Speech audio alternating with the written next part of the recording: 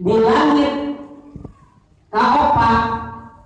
disebutkeun eta jalmi teh sahiyun jalma anu berehan dipuji ku pirang-pirang malaikat eta jalmi anu mukmin jeung mukminat muslimin jeung muslimat eta jalmi disebutkeun dina langit anu kaopat teh sahiyun eta anu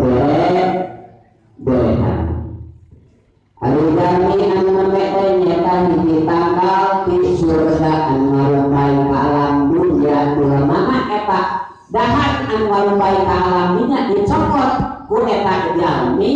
anu sok zakat kana hartana anu sok daek sedekah jeung jariah keur tempat ibadah eta dahan mawa ka eta jalmi kasurgana Gusti